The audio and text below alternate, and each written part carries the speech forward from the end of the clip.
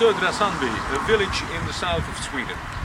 We are only 10 minutes away by car to Lund, where Scandinavia's largest university is, and where several multinational companies are.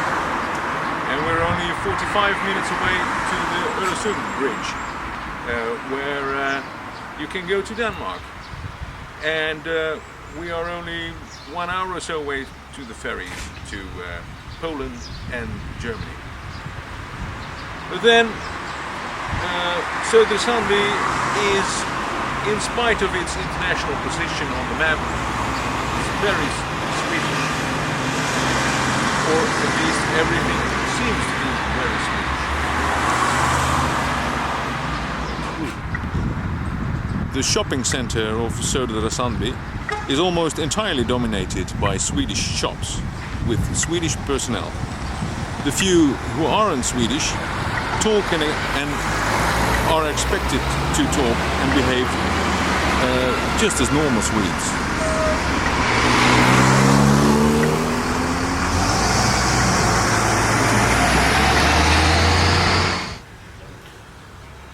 The church in the village is dominated by Swedish personnel.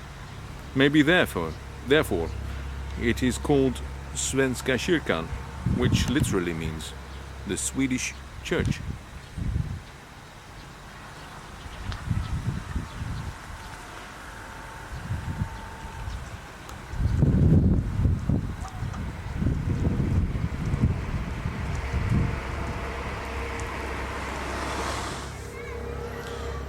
The schools in the village are also entirely dominated by Swedish personnel and a Swedish lifestyle.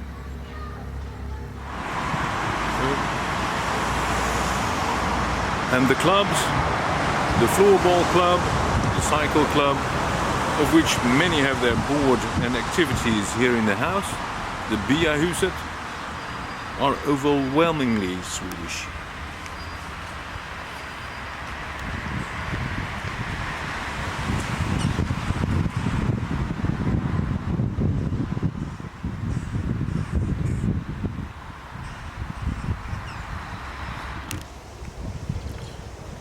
Where is the foreign part of the village? Where are the immigrants? That is why there is an exhibition, Global Village Södra Sandby. An exhibition that makes the invisible visible.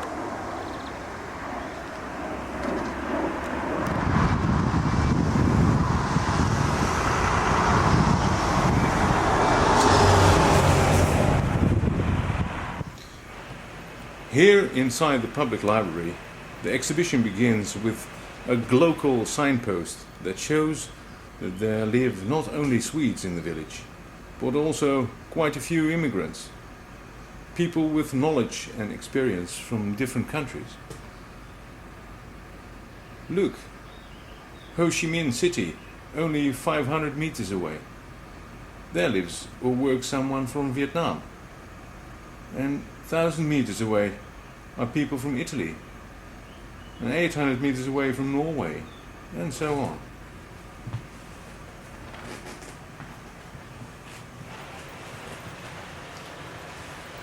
In fact, people from all around the globe live in the village.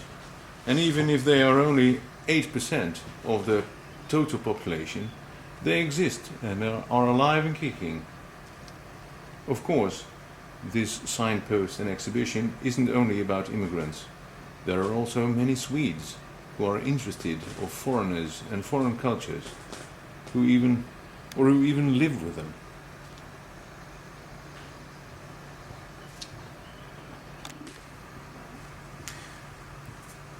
The exhibition shows a small selection of everyday objects from all over the world.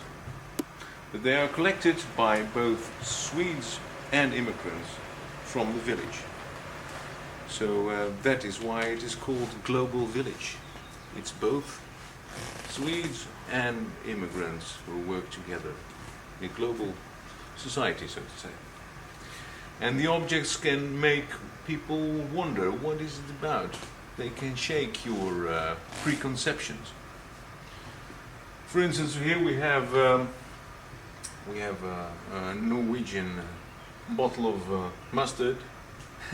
It's very simple, but many people haven't seen just this mustard or Norwegian objects here in the village. And many people think that everything in Norway is more expensive than in Sweden. But that isn't always the case. This mustard is less expensive in Norway than in Sweden. And there are many things more which are less expensive in Norway. Well, there are other things too. Here we have a Chinese textbook, a school book for children, how to write things like sun or moon.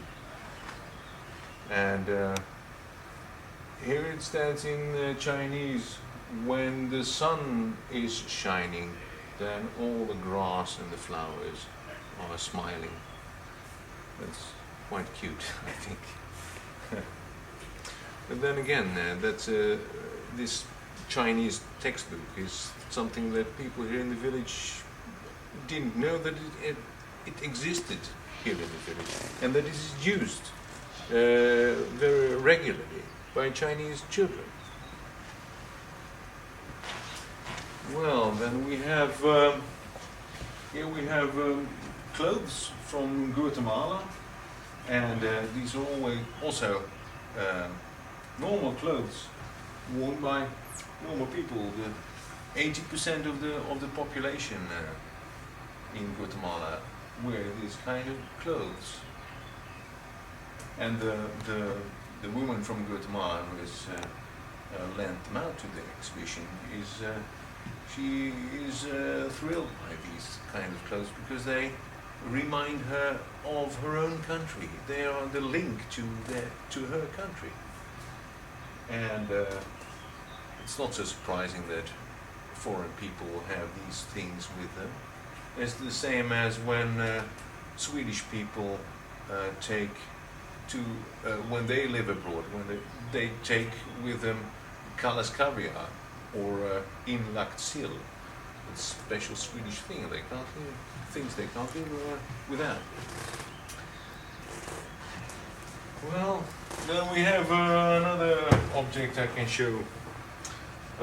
We have here a gardon, a Romanian musical instrument. And it's quite worn because it has been used here in the village by over 20 years. And it's made for Romanian music, Transylvanian music in fact. But it can also be used for music from other countries, of course. Well, there are lots of things. I can show you this one, a Lithuanian beer, Baltas. It is Lithuania is the neighboring country of Sweden, but this kind of beer the Swedes haven't heard about at all. It's the most famous beer in the neighboring country. So it's about time people learn to know what the neighboring countries are about.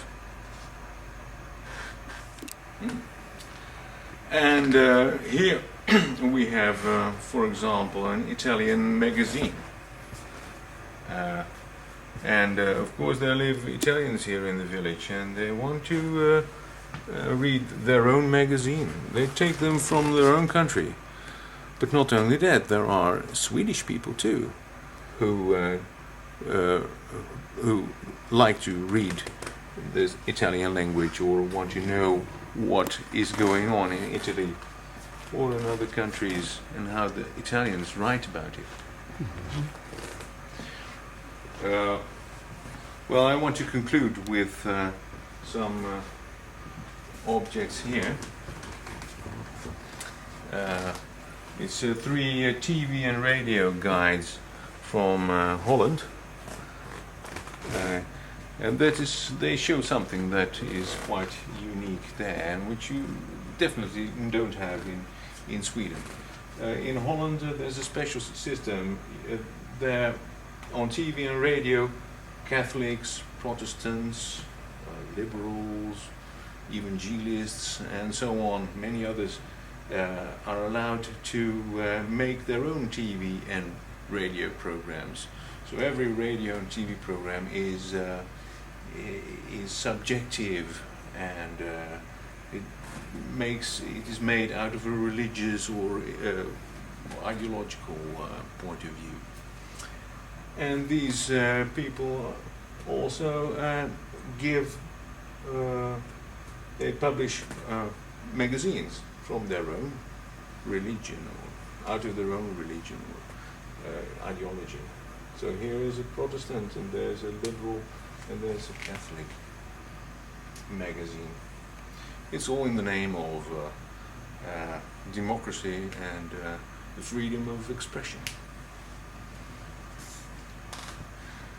So this was only a part of the exhibition. It shows global village S Sandby. It shows that